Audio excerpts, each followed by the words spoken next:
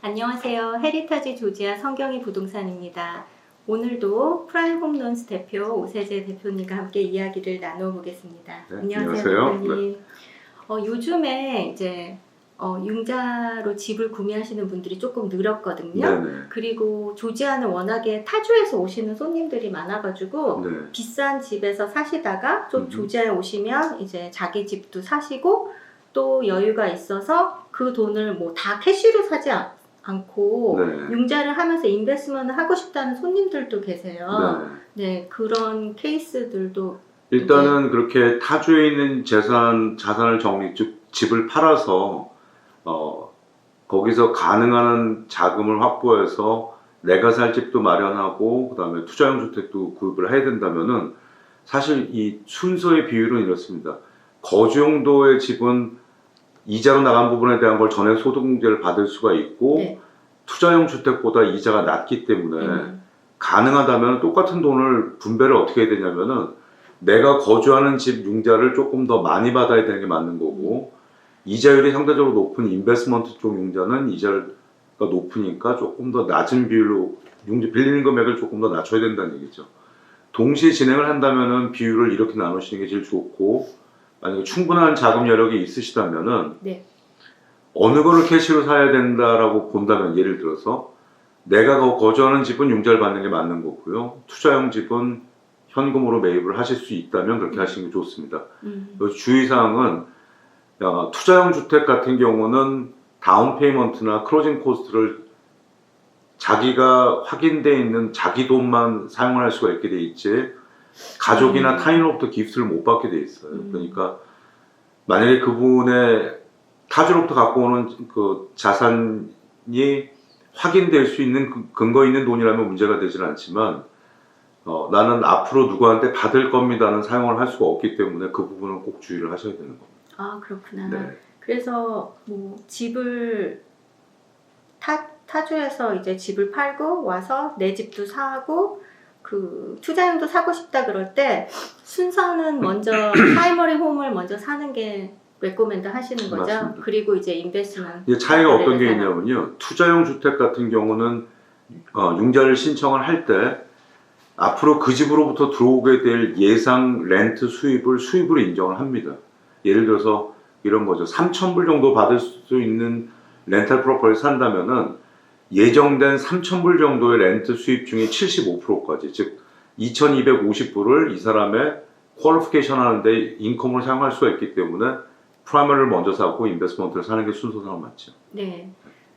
이제 많이 정보들을 많이 알고 계셔가지고 뭐 가구도 안 사고 뭐 차도 안 사고 그렇죠. 그 전에 크레딧 조심하시긴 하는데 그 외에 융자 전문인이 보시는 정말 황당하게 케이스가 깨진 경우라던가 많이 당황스러웠던 것 중에 하나는 중간에 이직을 하시는 건 괜찮은데 이제 타주에서 오시니까 아무래도 이직을 하게 되면은 클로징 바로 직전 며칠 전에 이직을 하게 되면은요. 네. 소득을 보여줄 수 있는 증거는 이분이 고용계약서 새로운 회사와 계약된 고용계약서를 보여줘야 되는데 네. 너무 짧은 기간을 남겨놓고 회사를 이직하시는 건 좀 위험한 겁니다. 네. 네, 그 부분이 좀 주의를 하셔야 되는 거고 크레딧 같은 경우는 내가 만약에 자동차를 구입하지 않았다 하더라도 그 크레딧 체크업을 했던 기록 자체가 남게 돼 있어요. 인ኳ리가.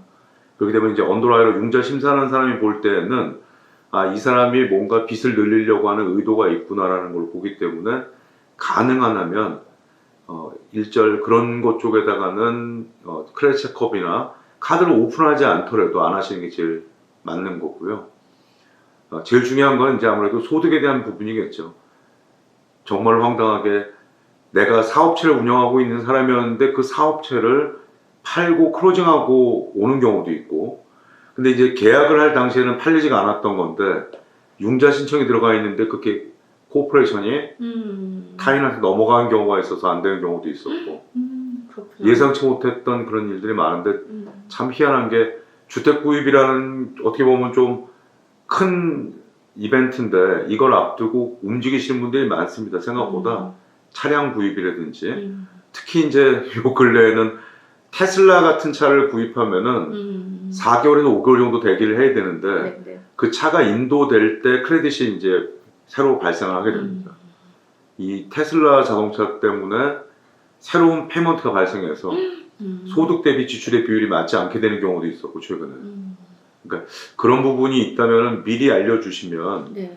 그 부분을 감안하고 가야 되는 거가 제일 관건이 아닌가 싶습니다. 아, 그렇구나. 바이오가 맨 처음에 계약해서 클로징 할 때까지 내가 사고 파는 거라던가 이전하는 모든 그쵸. 것들에 대한 소유권에 대한 거를 잘 계속 유지를 하고 계셔야 되는 솔직하게 거죠. 다 맞습니다. 상의하는 게 그분들한테 맞습니다. 좋겠네요. 그리고 차량 같은 경우도 내가 프리오더를 해놨는데 그게 마침 주택 클로징하는 시기와 겹쳐서 나오는 경우들이 많거든요. 왜냐면 맞아요.